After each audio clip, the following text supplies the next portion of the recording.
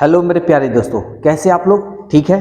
तो आज एपी का नेक्स्ट पार्ट हम लोग देखने जा रहे हैं। और आज जो क्वेश्चन 16 नंबर बताने जा रहे हैं बहुत इंपॉर्टेंट क्वेश्चन है। इस तरह का क्वेश्चन आपको बुक में भी नहीं मिलेगा आपको, ठीक है ना।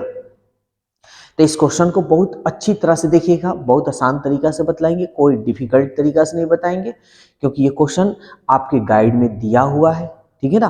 तो इस वजह से ये क्वेश्चन हम बतला रहे हैं। बहुत बढ़िया क्वेश्चन है, इसलिए इस क्वेश्चन को ध्यान से देखिए। और कोई दिक्कत होता है तो कमेंट जरूर कीजिएगा, और वीडियो अगर अच्छा लगे तो इस वीडियो को शेयर जरूर कीजिए आप लोग, ठीक है ना। तो चलिए क्वेश्चन नंबर हम लोग 16 देखते हैं, ध्यान दीजिएगा। स्क्रीन पे देखिए क्वेश्चन दिया हुआ है, कह रहा है समांतर श्रेणी 6, 13, 20 डैश डैश 216 का मध्य पद ज्ञात करना है। मध्य पद,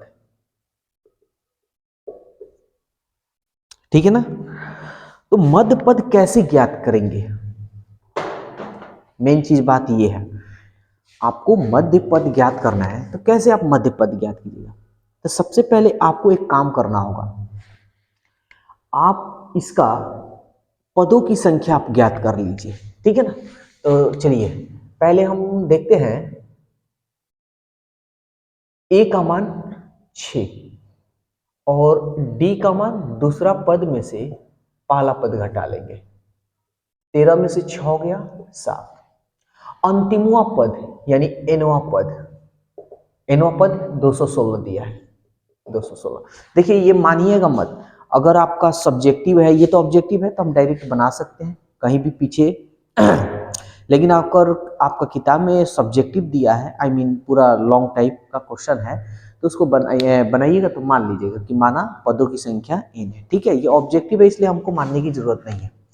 तो सबसे पहले एनवा पद का फॉर्मूला क्या होता है, तो आप जानते हैं a plus n minus 1 into D equal 216। ए का मान 6, n माइनस 1 और d का मान 7 इक्वल 216। 6 को इधर भेजेंगे तो 6 इधर जाएगा तो माइनस में हो जाएगा, तो n माइनस 1 इंटू 6 216, ये इधर गया -6, n माइनस 1 7, 216 में से 6 जाएगा तो 210, गुना में है कटा सकते हैं, 7 तरीके 21, n माइनस 1 इक्वल 30। n इसको इधर भेजिएगा तो ये माइनस इधर जाकर प्लस हो जाएगा,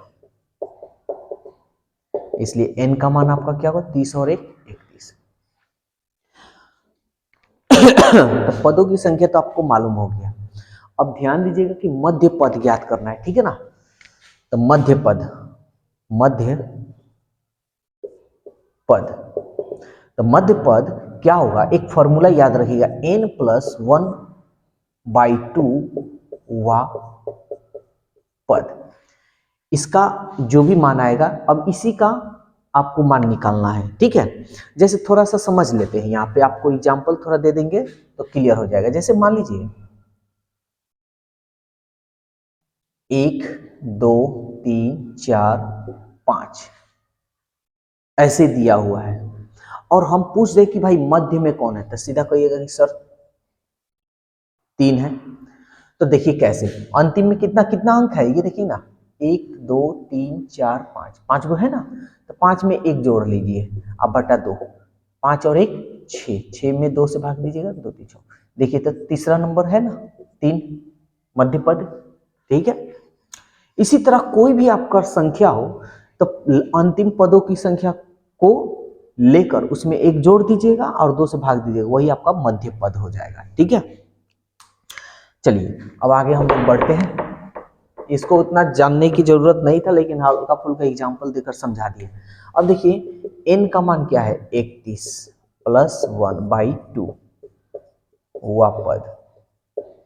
31 में 1 जोड़िएगा तो 32, 32 में हम 2 से भाग देंगे, 2 1 कम 2 और 2 6 12 यानी 16वां पद। तो आपका मध्य पद कौन सा होगा, 16वां। अब 16वां पद का यहां मान निकाल लेते हैं, 16वां। तो इसको हम कैसे लिखेंगे, a प्लस 15d देखिए ये आपकी बुक में नहीं दिया होगा, आपको 9th में मध्य पद निकालने का दिया होगा। तो मध्य पद उसमें आरोही अवरोही क्रम में ऐसे था, लेकिन इसमें हम लोग का एनवा पद का एपी में है और एनवा पद के बारे में हम लोग पढ़ रहे हैं, इसमें दे दिया है। और आप किताब में चाहे एनसीईआरटी लीजिए चाहे स्टूडेंट फ्रेंड्स लीजिए, ऐसा क्वेश्चन आपको मिलेगा नहीं। तो ऑब्जेक्टिव में बहुत बढ़िया है, ये आपको एक नया क्वेश्चन मिल गया, ठीक है ना। तो ए का मान कितना है देखिए तो 6, 15, डी का मान कितना है 7, 6, 15 सत्ते 105, ठीक है ना। 6 105 जोड़िएगा तो आपका 111, 15 सत्ते 105 होता है 111। देखिए ऑप्शन आपका कौन सा है, तो 16 का आपका जो ऑप्शन है 111 ऑप्शन सी है। समझ में आया, बहुत अच्छा क्वेश्चन था। देखिए अब इसके आगे हम लोग देखते हैं, हम आपको क्वेश्चन इसके पहले वाले वीडियो में लगभग हम 22 तक करा दिए थे। 23 नंबर हम लोग देखते हैं और इसके बाद आगे हम लोग बढ़ते चल रहे हैं।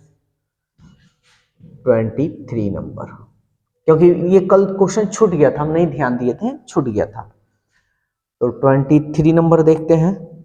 कह रहा प्रथम 20 विषम प्राकृतिक संख्याओं का योगफल विषम होनी चाहिए। कितना होना चाहिए 20। तो विषम कैसे स्टार्ट करते हैं, एक से ना जी, 1 3 5 7 डैश डैश, कई को विषम संख्या 20 को।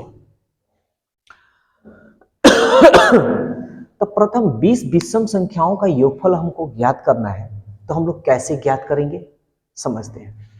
तो पहले तो हमारा ए का मान दिया हुआ है 1, ठीक है ना। अगर डी निकालना है तो दूसरा पद में से पहला पद घटा देंगे, 3 में से 1 गया 2, और पदों की संख्या दे रहा है कितना 20, 20 को विषम संख्या निकालना है। अब हम फॉर्मूला लगाएंगे एसएन, एसएन एन के जगह पर क्या लिख देंगे 20। फॉर्मूला होता है n/2, तो n की जगह पर 20/2। 2a 20 है तो हम सीधा क्या लिखेंगे 19d, एक कम हम बता चुके हैं, ये 2 दहिया 20, ये रहा 10।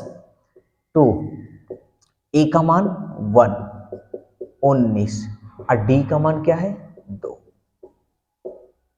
10 2 एकम 2 और 19 दूनी 38, 10 38 से 2 40, गुना कर लेंगे 400। तो आपका विषम संख्या कितना आया, यानी विषम संख्याओं का योगफल कितना आया, कितना नंबर है 23। तो 23 का ऑप्शन जो दिया है ऑप्शन सी है, ठीक है ना। वीडियो आ रहा है पूरा। अब नेक्स्ट क्वेश्चन देखते हैं, क्वेश्चन नंबर 24 भी देख लेते हैं। देखिए 24 नंबर क्या कह रहा है, a 3a 5a 7a dash dash कि n पदों का योगफल ज्ञात करना है। किसका निकालना है, n पदों का। तो देखिए जिस तरह ये बना है ना, जिस तरह ये वाला बना है उसी तरह ये भी बनेगा। चलिए देखते हैं। प्रथम पद कितना है, यानी a का मान a ही है। d कितना है, तो दूसरा पद में से पहला पद घटा लेते हैं। 3a में से a गया 2a, कह रहा n पदों का योगफल, तो Sn निकाल लेते हैं। n/2 2a plus n-1 into D, n/2 2 a का मान तो a ही है, a ही रहने देते हैं, n-1 और d का मान देखिए तो 2a है, 2a सॉल्व करते हैं। n/2 2a प्लस इसको इसमें करेंगे 2an, ये इसमें गुना करेंगे 2a minus 2a plus 2a, n/2 यहाँ गुना का चिन्ह है, गुना क्या बच गया 2an, 2 से 2 कट गया a, और n में n से करेंगे तो n², यानी an²। ऑप्शन देखते हैं 24 नंबर का n²a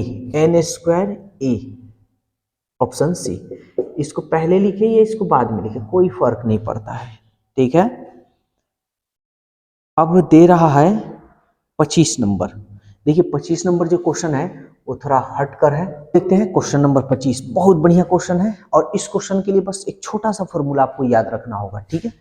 तो देखिए सवाल कह रहा है Sn का मान इतना दे दिया है और कह रहा है कि आपको nवां पद बतलाना है। चलिए, तो nवां पद बताने के लिए आपको एक फॉर्मूला याद रखना होगा।